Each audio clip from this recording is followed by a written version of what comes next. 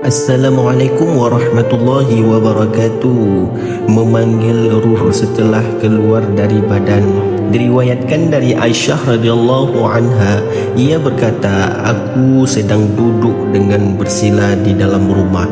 Pada waktu itu Rasulullah sallallahu alaihi wasallam masuk, lalu beliau memberikan salam kepadaku. Tak kala aku hendak berdiri untuk memuliakan beliau sebagaimana adat kebiasaanku ketika beliau masuk rumah, maka Rasulullah sallallahu alaihi wasallam bersabda, duduklah kamu di tempatmu, tidak ada buatmu untuk berdiri, hai ummul mukminin.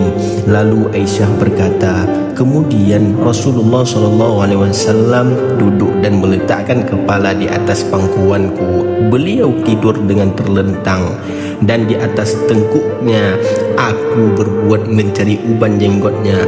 Akhirnya aku melihat dalam jenggotnya Nabi terdapat 11 rambut putih. Lalu aku berpikir di dalam diriku, aku mengatakan sesungguhnya Nabi SAW ia akan meninggal sebelum aku, maka tinggallah umat ini tanpa adanya Nabi. Lalu aku menangis sehingga air mataku mengalir di pipiku dan meneteslah air mataku ke wajah Rasulullah SAW. Maka beliau terbangun dari tidurnya seraya beliau bertanya, apa yang menjadikan kamu menangis, hai ummul mukminin? Lalu aku menceritakan kepada Nabi suatu cerita. Kemudian Nabi SAW bertanya, keadaan apa yang paling pedih atas diri mayit? Aku menjawab, tidak ada keadaan yang lebih pedih atas diri mayit di saat keluarnya mayit dari rumahnya sedangkan anak-anaknya berduka cita di belakangnya. Seraya mengatakan, aduh bapak, aduh ibu. Dan bapak berkata, aduh anak. Maka Nabi SAW bersabda, ini lebih pedih lagi. Dan apa yang lebih pedih dari itu? Aku menjawab, tidak ada keadaan yang lebih pedih atas mayit ketika diletakkan dalam liang landak kubur dan dirinya diuruk dengan tanah. Kembalilah para kerabat-kerabatnya, anak-anaknya dan kekasih-kekasihnya. Mereka semua menyerahkan mayit itu kepada Allah Subhanahu wa taala beserta perbuatan amalnya. Lalu datanglah Munkar dan Nakir dalam kuburnya. Maka Nabi SAW bersabda, apa yang lebih pedih dari itu? Aku menjawab, Allah dan Rasulnya yang lebih tahu, wallahu a'lam. Nabi SAW bersabda, hai Aisyah, sesungguhnya keadaan yang paling pedih atas diri mayit adalah ketika orang yang memandikan masuk kepadanya untuk memandikan dirinya. Lalu orang yang memandikan itu mengeluarkan cincin mayit muda dari jari-jarinya, dan orang yang memandikan itu melepaskan baju pengantin dari badannya serta melepaskan serban mayit tua dan mayit alim dari kepala guna dimandikan.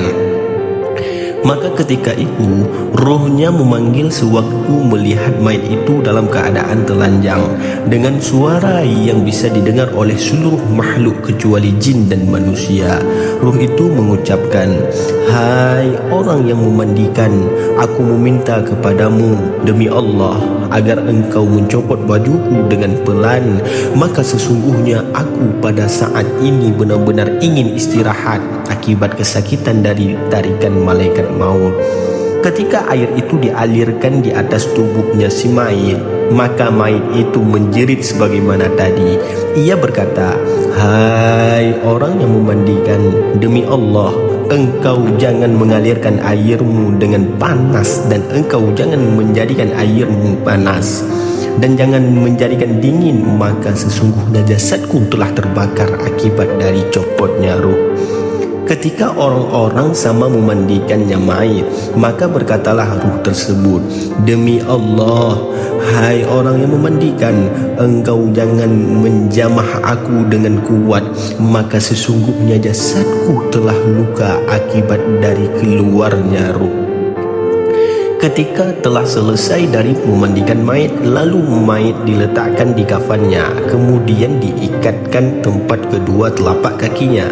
Mayit itu memanggil, Demi Allah, hai orang yang memandikan, jangan engkau ikat kain kafan kepalaku sehingga aku bisa melihat wajah istriku, anak-anakku dan kerabat-kerabatku.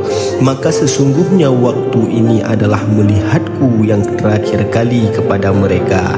Aku pada hari ini akan berpisah dengan mereka dan aku tidak akan melihat mereka sampai hari kiamat. Ketika mayit dikeluarkan dari rumah, maka mayit itu memanggil-manggil, demi Allah, hai golonganku, ku tinggalkan istriku dalam keadaan janda, maka sepatutnya bagi kamu semua agar jangan menyakitinya, dan ku tinggalkan anak-anakku dalam keadaan yatim dan piatu, maka sepatutnya bagi kamu semua agar tidak menyakitinya. Sesungguhnya aku pada hari ini keluar dari rumahku dan aku tidak akan kembali kepada mereka selama-lamanya. Ketika mayit diletakkan di atas keranda, maka mayit itu memanggil-manggil, demi Allah, hai golonganku, engkau jangan tergesa-gesa membawaku sehingga aku mendengarkan suara istriku dan anak-anakku serta kerabat-kerabatku yang kucinta. Sesungguhnya aku pada hari ini akan berpisah dengan mereka sampai hari kiamat.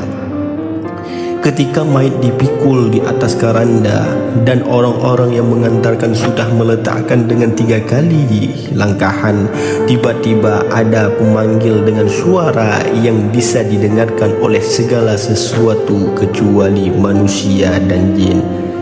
Dan roh itu berkata, hai para kekasihku, hai para saudaraku, dan hai anak-anakku, janganlah kamu semua terbujuk oleh dunia sebagaimana menipunya dunia kepadaku, dan janganlah kamu semua dipermainkan zaman sebagaimana zaman yang telah mempermainkanku. Dan ambillah pelajaran dengan aku, sesungguhnya aku telah meninggalkan semua yang aku kumpulkan untuk ahli warisku, dan mereka tidak mau menanggung sedikit pun dari kesalahanku. Dan di atas dunia Allah Subhanahu wa ta'ala menghisap padaku, dan kamu semua akan bersenang-senang dengan dunia. Kemudian kamu tidak mau mendoakan kepadaku ketika kamu mensolat di atas jenazahku. Dan ketika sebagian ahlinya dan teman-temannya kembali dari tempat salat, berkatalah mayit itu, demi Allah, hai saudara-saudaraku, sesungguhnya aku ini mengetahui bahawa mayit itu lupa di kala hidupnya, dan tetapi aku juga lupa kepadaku dengan kecepatan ini sebelum kamu menanamku, sehingga aku bisa melihat kepada tempatku. Hai saudara-saudaraku, sesungguhnya aku ini mengetahui bahawa wajah mayit itu lebih dingin daripada air yang dingin di dalam beberapa hatinya orang yang hidup, dan tetapi janganlah kamu kembali dengan kecepatan ini. Ketika orang-orang meletakkan mayit di dekat kuburnya, maka mayit itu berkata, demi Allah, hai golonganku dan hai saudara-saudaraku, aku ini mendoakan kepadamu, tetapi kamu tidak mau mendoakan kepadaku. Ketika orang-orang meletakkan mayit di dalam liang landak kuburnya, mereka berkatalah mayit itu, demi Allah, ahli warisku, aku tidak mengumpulkan harta yang banyak dari dunia ini kecuali aku meninggalkan buat kamu. Maka ingatlah kamu kepadaku dengan memperbanyak kebaikanmu yang pernah aku ajarkan kepadamu tentang isi-isi ayat suci Al-Quran dan tata krama, maka janganlah kamu melupakan aku dari mendoakan kepadaku. Berdasarkan hadis ini, ada sebuah cerita dari Abi Qilabah radhiyallahu anhu. Hikayah itu diceritakan, sesungguhnya Abi Qilabah bermimpi di dalam tidurnya seolah-olah kubur itu telah pecah dan mayit-mayitnya sama keluar dari kuburnya. Lalu mayit-mayit itu duduk di tepi kuburan, seolah-olah di antara kedua tangan setiap seseorang dari mereka terdapat mampan yang terbikin dari nur nur. Maka aku bertanya kepadanya, aku tidak melihat di antara kedua tanganmu terdapat nur. Lalu mayit itu berkata, sesungguhnya mereka itu mempunyai anak dan beberapa teman yang menghadiahkan kebaikan kepadanya. Mereka sama bersedekah di dunia untuk ditunjukkan kepada mereka yang mati, dan nur inilah hasil dari apa yang mereka hadiahkan kepada mereka yang mati. Dan aku ini mempunyai seorang anak yang tidak soleh serta tidak mau mendoakan kepadaku, dan tidak ada yang menunjukkan kepadaku. Oleh kerana itu aku ini tidak mempunyai nur, dan aku ini merasa malu di antara tetangga-tetanggaku. Tak kala Abi Qilabah terbangun, ia lalu memanggil anak-anak laki-lakinya itu dan menceritakan apa yang telah diimpikannya. Maka anaknya berkata, aku bertaubat di hadapan Puan, dan aku tidak akan kembali kepada apa yang pernah aku lakukan untuk selama-lamanya. Lalu anaknya laki-laki itu tersibuk oleh ketaatan kepada Allah Subhanahu wa Ta'ala dan berdoa serta bersedekah yang ditujukan kepada bapak-bapaknya. Tak kala telah lewat dari Abu Qilabah masa lamanya, maka Abi Qilabah bermimpi sekali lagi dalam tidurnya tentang kubur dan keadaannya. Ia melihat ada nur di hadapan lelaki itu. Nur itu lebih terang daripada sinar matahari dan lebih banyak dibandingkan daripada nur teman-temannya. Maka laki-laki itu berkata, semoga Allah membalas kebaikanmu, dan aku telah selamat dari rasa malu kepada tetangga. Dalam sebuah hadis diriwayatkan, sesungguhnya malaikat maut itu masuk pada seorang laki-laki di negeri Iskandaria. Laki-laki itu bertanya, siapakah kamu? Malaikat itu menjawab, aku adalah malaikat maut. Laki-laki itu gemeteran terlihat pada ruas-ruasnya, yaitu daging yang ada di antara lambung dan bahunya. Maka malaikat maut itu berkata kepada laki-laki itu, apa yang aku lihat ini?